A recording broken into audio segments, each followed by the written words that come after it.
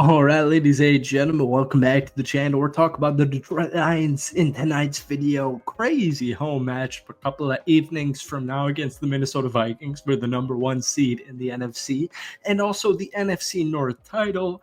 And I said this in our last video a couple of days ago. People have lost complete faith in this Detroit Lions team. Over the last 4 games, the Detroit Lions have averaged 37.5 points per game. Jared Goff has a career high 36 touchdowns. He's on pace for career highs in completion percentage at 71.7%, passer rating of 113.6, QBR at 67.1, yards per attempt at 8.7, and could also set a personal best in passing yards with 178 or more in the Week 18 finale. Folks, this Detroit Lions team, specifically their offense, is playing absolutely out of their minds. But like I said in our video a couple of days ago, people are still viewing this Detroit Lions team as fraudulent. And I got a lot of comments agreeing with that. And I got a lot of comments saying I haven't heard anybody talk about that. I watch way too much NFL TV, way too much, specifically FS1. And I practiced a little Nick Wright conversation before I recorded this. So let's see if it pans out here. But this would be Nick Wright talking about the Detroit Lions on the Herd, aka Colin Cowherd's podcast or show, radio show, whatever, on FS1. Colin, the Lions defense has been decimated since week 12. And if you had told me at that point in time that the Lions would make the Super Bowl, I'd agree with you. But since that moment, the Detroit Lions have lost players like Ali McNeil. Actually, who wouldn't know players like Ali McNeil? They've lost so many defensive players. They've lost David Montgomery. This team is way too banged up to make it to the Super Bowl. Now, maybe that's disrespectful. I apologize. I don't mean to be disrespectful. But, folks, welcome back to the channel. Obviously, we're talking about the Detroit Lions in tonight's video. It is currently Thursday, January 2nd. Hit that like button. Hit that sub button for daily NFL content.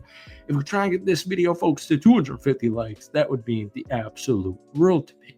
So we've spent a couple of days now. It's Thursday night. The Detroit Lions played Monday night against San Francisco, and people are trying to make the case of, oh my God, Colin, the Lions defense gave up 34 to Brock Purdy and the San Francisco 49ers defense. How are you going to tell me they're making it to the Super Bowl? Jared Goff is an MVP candidate.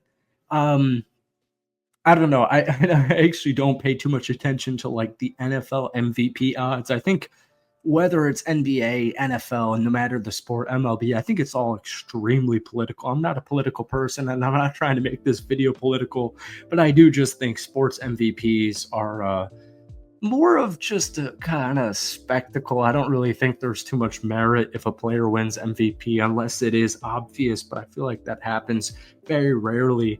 Jared Goff has a 2.8 EPA per dropback, which is tops like by far his career best at 0.18 in 2018. He's currently second behind Lamar Jackson. Also, Jared Goff has been phenomenal versus the blitz with a 0.32 EPA/DB, third in the NFL.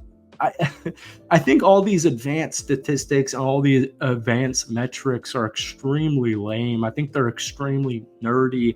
What do your eyes tell you? Because when I watch the Detroit Lions play football, specifically on the offense, I view this team as the bona fide NFL Super Bowl champion. I mean, that's just what I see.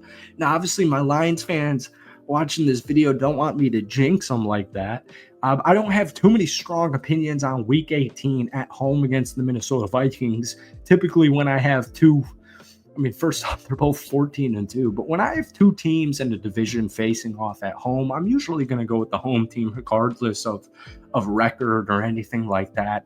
But Jared Goff is literally playing like an MVP right now, and I don't think it gets enough credit.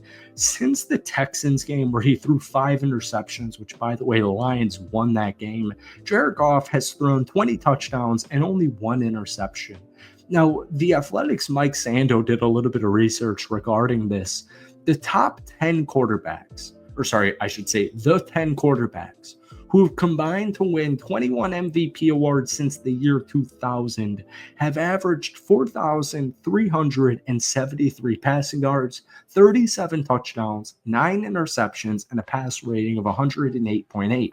Now, here's Jared Goff's statistics this season. Jared is at 4,398 passing yards. He has 37 total touchdowns, 10 interceptions, and a pass rating of 113.6. And just to make it a little bit sweeter, because to be honest with you, Lamar Jackson's cool, Josh Allen's cool, but the Lions are 14-2.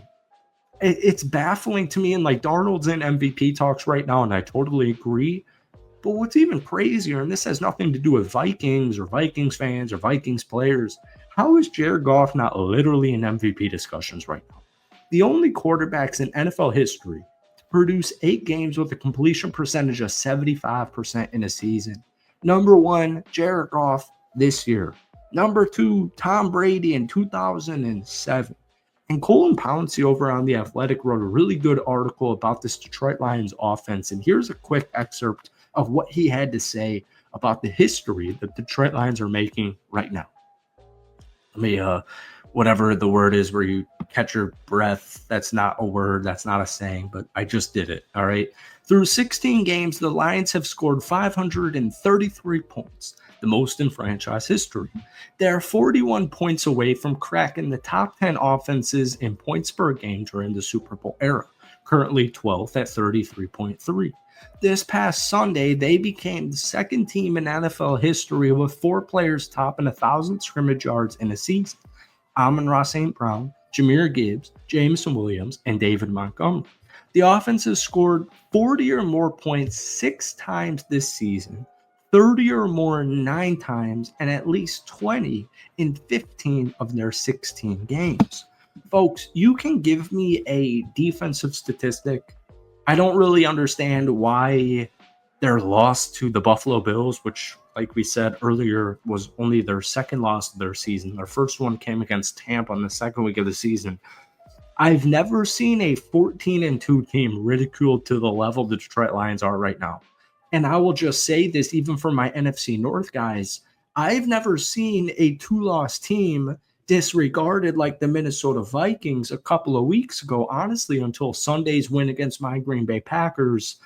Both teams, some way, somehow, the narrative is shifted in favor of Minnesota. Now, I have no personal opinion like, oh, Minnesota's by far better than Detroit. Oh, Detroit's so much better than Minnesota. I have no personal opinion on that specific stance because, honestly, what the F do I know, right? I'm just making a video in my apartment right now. But I will just say both of these two teams, it should be the NFC Championship game. I mean, like, you can't give me a logical reason the Detroit Lions can't win. Oh, defense, injuries. Okay, they're 14-2. Same thing with Minnesota.